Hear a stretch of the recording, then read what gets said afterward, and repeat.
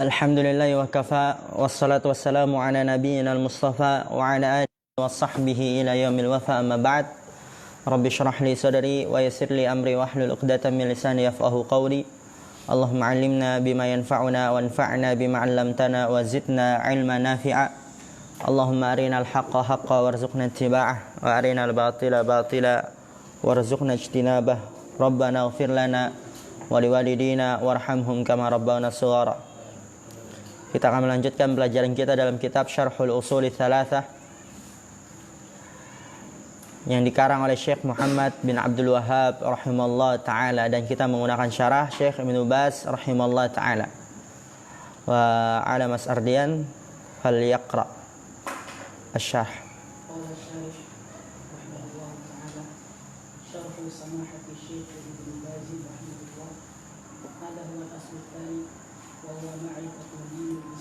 Wa huwa ma'rifatu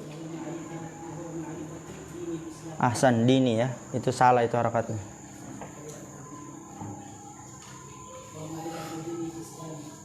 Dinil Islamu mami dijelaskan.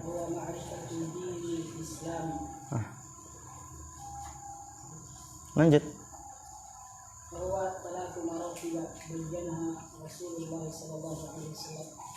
Awwaluha al-Islam wa huwa al-ikhlasu lillahi wahdahu, yani al-istislamu lillahi bil ibadah wa takhsisuhu ila duna kulli ma siwa wal bara'atu min asy-syirki wa ahli. Terjemahkan. Ini adalah fondasi yang kedua, atau asal yang kedua. Sawa. Jadi adalah mengetahui tentang agama Islam, dan agama Islam terdapat 3 pembagian yang telah dijelaskan oleh Rasulullah SAW. 3 tingkatan yang Rasulullah SAW menjelaskannya. Maka yang pertama ialah Islam. Islam mengikhlaskan ibadah, mengikhlaskan ibadah hanya untuk Allah semata, yakni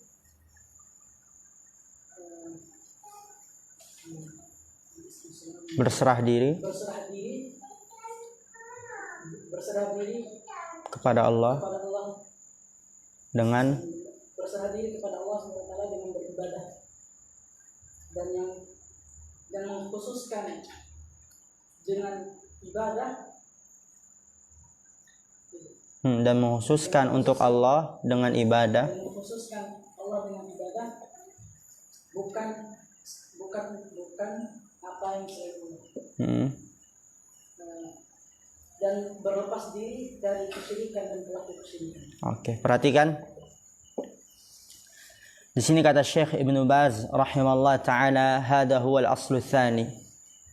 Ini adalah pondasi yang kedua yang wajib diketahui oleh setiap muslim dan muslimah. Yang pertama itu adalah tentang mengenal Allah. Sekarang kita yang kedua, yaitu mengenal agama Islam. Dan nanti yang ketiga apa? Mengenal Nabi kita sallallahu alaihi wasallam. Dan ingat, karena itu yang nanti akan ditanyakan kepada kita semua. Di mana?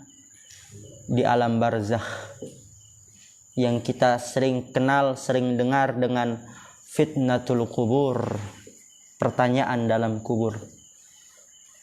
Dan ingat, pertanyaan itu tidak dapat dijawab dengan hafalan, dengan wawasan, tapi pertanyaan itu dapat dijawab dengan keimanan. Seandainya dengan hafalan, orang kafir mereka bisa menjawabnya. Orang munafik di zaman Rasulullah, mereka bisa menjawabnya. Orang munafik itu lebih kenal dengan Allah. Mereka lebih kenal dengan Rasulullah daripada kita. Karena mereka hidup di zaman Rasulullah, sering bertemu dengan Rasulullah. Bahkan sholat bersama Rasulullah mereka itu. Tapi ketika ditanya di alam barzakh, siapa Rabbmu? Padahal kalau dengan hafalan tahu Siapa Rabbnya? Allah. Kan orang munafik, orang kafir ketika ditanya, wala in sa'altahum man khalaqas samawati wal arda, apa? Mereka akan menjawab Allah. Kalau seandainya mereka ditanya siapa yang menciptakan langit dan bumi, mereka akan menjawab Allah. Tapi mereka tidak bisa menjawabnya. Ketika ditanya itu, la adri, saya tidak tahu. Sami'tun nasa yaquluna syai'an faqultu. Aku mendengar manusia mengatakan sesuatu lalu aku mengikutinya. Berarti ingat, fitnah kubur itu yang barang siapa yang dapat menjawabnya, maka dia akan mendapatkan nikmat kubur dan perjalanan setelahnya akan lebih mudah. Tapi kalau dia tidak dapat menjawabnya, dia akan mendapatkan azab kubur dan akan sulit nanti perjalanan selanjutnya. Dan perlu kita ketahui itu dijawab bukan dengan hafalan, wawasan, tapi dengan keimanan. Kita sekarang sedang mempelajarinya, berusaha untuk memahaminya, kemudian kita imani, yakini, lalu kita amalkan. Oleh karena itu setiap kita pelajari ilmu dari ilmu-ilmu agama, amalkan. Itu kuncinya. Amalkan, amalkan, dan amalkan. Menuntut ilmu itu antara dua. Jembatan untuk menuju surga atau jembatan untuk menuju neraka. Apabila kita belajar dengan ikhlas, mengamalkannya, mendakwahkannya, maka itu adalah jembatan menuju surga. Dimudahkan oleh Allah untuk jalan menuju surga. Sahhalallahu lahu bihi tariqan ilal jannah. Tapi ingat, ketika dia menuntut ilmu tidak ikhlas, atau dia ikhlas tapi tidak mengamalkannya, maka itu akan menjadi pintu jembatan menuju neraka Allah Subhanahu wa taala. Kita pernah mendengar hadis dalam kitab Jami'ul Ulumi wal Hikam tentang 3 golongan yang akan menjadi korek api neraka. Salah satunya apa? Orang alim agar dikatakan alim, orang yang belajar agar dikatakan berilmu, orang yang belajar tujuannya agar dapat mendebat para ulama, merendahkan orang-orang bodoh, menjadi korek api neraka, pertama kali dilempar ke dalam api neraka. Dan yang kedua kan orang yang berjihad agar dikatakan pemberani, liqalu jari. Dan yang ketiga orang yang bersedekah agar dikatakan apa? Dermawan, hati-hati. Jadi menuntut ilmu itu antara dua. Dan ingat, pilihan di tangan antum. Kita semua punya kehendak memiliki pilihan. Oleh karena itu, ana tidak bosan-bosan untuk selalu mengingatkan diri ana sendiri dan kalian semuanya untuk terus memperbaiki niat kita. Dan setelah kita memperbaiki niat kita, belajar dengan giat dan terus berusaha untuk mengamalkan. Kita tahu, yakini dengan seyakin-yakinnya Allah apa? Maha melihat, Maha mendengar. Oleh karena itu, amalkan. Jangan sekali-kali kita untuk bermaksiat di kala kesendirian. Jangan sekali-kali kita untuk melanggar peraturan. Kan nggak ada ustadz. Nggak ada Mas Ardian. Nggak ada Mas Akbar. Dia ngomong bahasa Indonesia. Dia nyembunyiin HP. Dia nyembunyiin headset, MP3. Allah Maha melihat. Allah Maha mengetahui. Semua itu akan disingkap, dipertanyakan, diminta pertanggungjawabannya oleh Allah Subhanahu wa taala. Dan ingat, orang yang berilmu tapi tidak mengamalkan ilmunya, atau dia berilmu tapi dia menyembunyikan ilmunya, kata Rasulullah SAW, yuljamu min lijamin nar, akan dicambuk dari cambuk neraka. Dan pondasi yang kedua ini adalah ma'rifatu dinil Islam, mengenal agama Islam. Wa huwa 3 maratiba bayyanaha Rasulullah sallallahu alaihi wasallam. Wa huwa itu domir menggantikan yang mana? Islam. Ya, dinul Islam. Dan agama Islam 3 maratiba, terdapat 3 tingkatan-tingkatan. bayyanaha Rasulullah, yang Rasulullah telah menjelaskannya atau telah dijelaskan oleh Rasulullah sallallahu alaihi wasallam. Fa awwaluha al-islamu, maka yang pertamanya dari 3 tingkatan tersebut adalah Islam. Apa itu ikhlas? Apa itu Islam? Kapan seseorang dikatakan Islam? Wa huwal ikhlasu lillahi wahdahu. Itu Islam. Itu baru seseorang dikatakan Islam. Sampai dia ikhlasu lillahi wahdah, mengikhlaskan, memurnikan untuk Allah semata. Yakni maksudnya apa? Al-istislamu lillahi bil ibadati wa takhsisuhu biha duna kulli ma siwahu wal bara'atu minasyirki wa ahlihi. Islam mengikhlaskan untuk Allah semata, yakni al-istislamu lillahi bil ibadah, berserah diri untuk Allah dengan beribadah, mengikhlaskan, memurnikan ibadah hanya untuk Allah SWT semata. Dan antum sudah dapatkan di dalam kitab Qawaidul Arba. Kaidah yang pertama, ada yang hafal? Siapa yang hafal? Antum hafal? Alfi. Kaidah yang pertama, al-qaidatul ula an ta'lama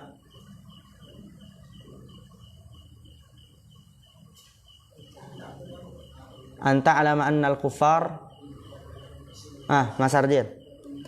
Karir.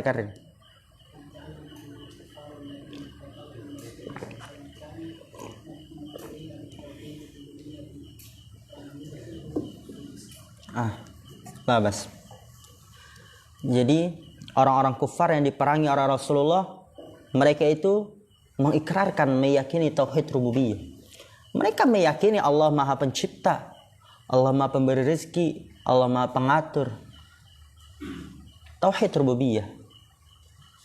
Dan akan tetapi keyakinan itu lam yudkhilhum fil Islam, tidak memasukkan mereka ke dalam agama Islam. Kenapa? Karena Islam adalah ikhlasul lillahi wahdah, dan dia tidak ikhlas beribadah kepada selain Allah. Karena Islam adalah mengikhlaskan, memurnikan untuk Allah semata. Al-istislamu lillahi bil ibadah, berserah diri untuk Allah dengan beribadah. Dan mereka orang-orang musyrik beribadah kepada selain Allah, sehingga mereka tidak masuk ke dalam agama Islam walaupun meyakini Allah Maha Pencipta, Allah Maha Pemberi rezeki, dan seterusnya. Al-istislamu lillahi bil ibadah. Wa takhsisuhu biha, perhatikan, takhsisuhu itu kembali ke mana? Allah. Ahsan. Biha kembali ke mana? Ibadah. Karena kalau antum nggak tahu domirnya kembali ke mana, sulit nanti. Wa takhsisuhu biha duna kulli ma siwahu, dan takhsisuhu mengkhususkan untuk Allah, karena kembali ke Allah. Mengkhususkan untuk Allah biha, dengan beribadah hanya untuk Allah. Duna kulli ma siwa, bukan setiap apapun selain Allah. Karena ibadah hanya untuk Allah, bukan untuk setiap apapun itu, siapapun itu selain Allah. Bukan. Kemudian selanjutnya, wal bara'atu minasyirki wa ahlihi, dan berlepas diri dari kesyirikan dan pelaku syirik.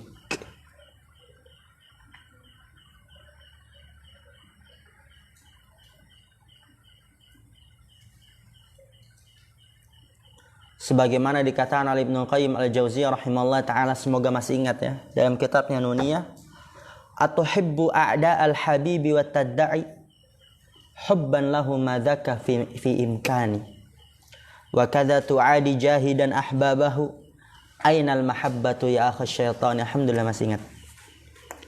Beliau mengatakan dalam kitabnya Nuniyah, atuhibbu a'da'al habibi, apakah engkau mencintai musuh-musuh kekasihmu?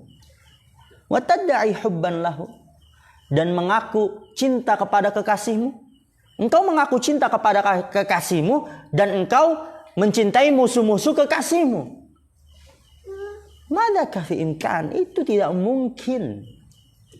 Dan bukan hanya itu. Wa kadza tu'adi jahidan ahbabahu. Dan begitu juga engkau memusuhi dengan keras orang-orang yang mencintai kekasihmu. Ainal mahabbah ya akha syaitani? Di mana rasa cinta itu wahai saudara syaitan? Dan kemarin pertemuan yang telah lalu ana kiaskan dengan mungkin kita mengaku cinta kepada ibu kita. Ngaku cinta. Mungkinkah kita cinta kepada orang-orang yang memusuhi ibu kita? Mungkinkah kita cinta orang-orang yang menjelek-jelekan, memukul, mendorong? Atau na'udzubillah min dzalik, ada orang yang ibunya dibunuh dengan keji oleh preman ini dan itu, dan masih terus mengusiknya. Kemudian dicinta gak kepada preman itu? Nggak mungkin. Begitu juga bukti kecintaan kita kepada Allah, kita harus berlepas diri dari kesyirikan, karena itu adalah kezaliman yang sangat besar, bahkan terbesar untuk Allah Subhanahu wa taala, dan berlepas diri dari pelaku syirik. Allah Subhanahu wa taala zat yang maha sempurna, kemudian disamakan dengan makhluk yang penuh dengan kekurangan, tentu itu penghinaan yang sangat luar biasa. Kita misalnya bilang, Yusuf kayak monyet, Habli kayak anjing, sesama makhluk. Marah gak? Marah gak antum? Coba ada orang di depan, Yusuf kayak monyet nih, Khalil kayak anjing. Sesama makhluk, sama-sama hina, sama-sama ciptaan, sama-sama diciptakan. Marah gak antum? Marah. Karena antum pikir monyet, jeleknya itu, anjingnya apa? Allah zat yang maha sempurna kemudian disamakan oleh ciptaannya, penuh dengan kekurangan. Maka dari itu adalah kezaliman yang sangat luar biasa. Allah murka, Allah marah. Oleh karena itu bukti kita sebagai seseorang yang cinta kepada Allah SWT adalah al-bara'atu minasyirki wa ahli, berlepas diri dari kesyirikan dan pelaku syirik. Lanjut Mas Ardian, Iqra. Qala syarih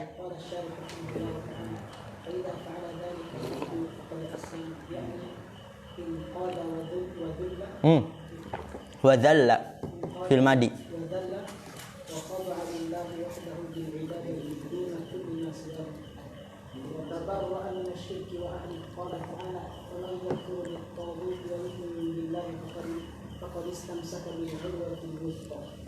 tarjim. Apabila seorang hamba melakukan hal itu maka sungguh selamat, yakni aslam, masuk ke dalam Islam atau selamat muslim. Masuk ke dalam Islam, yakni dia telah tunduk dan merendahkan diri kepada Allah Subhanahu wa taala dan merendahkan. Lihat, inqada tunduk, dzalla menghinakan diri, khada'a baru menundukkan diri. Lanjut, inqada, ulang. Terjemahannya, dia telah tunduk, merendahkan diri,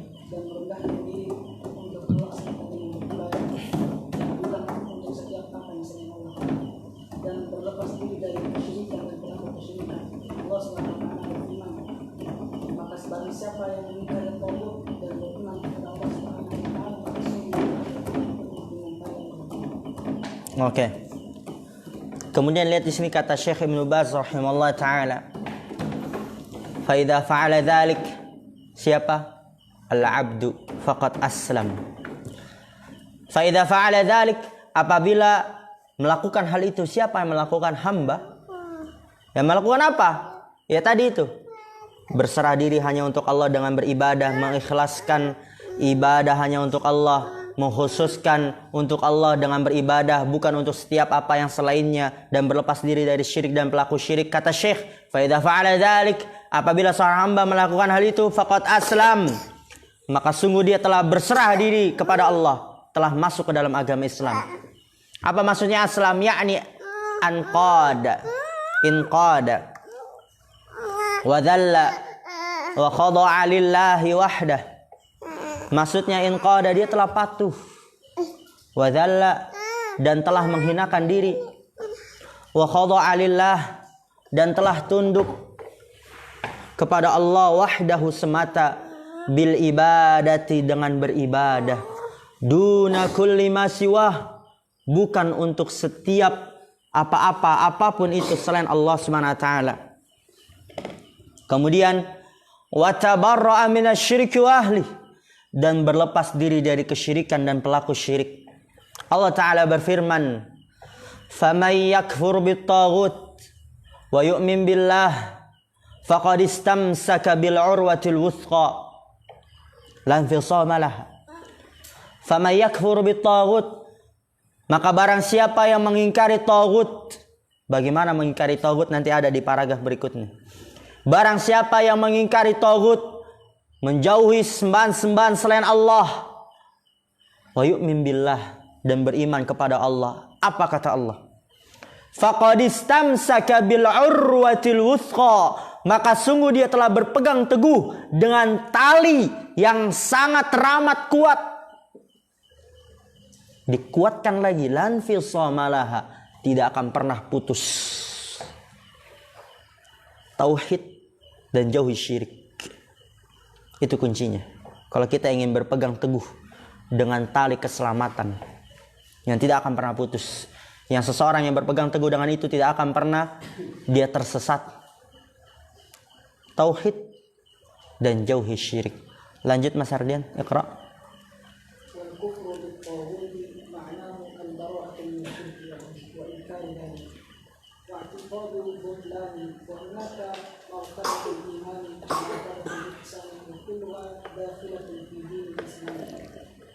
الدين الذي شرعه الله لعباده وأرسل به الرسل جميعا ومرتبة الإسلام تشمل الأعمال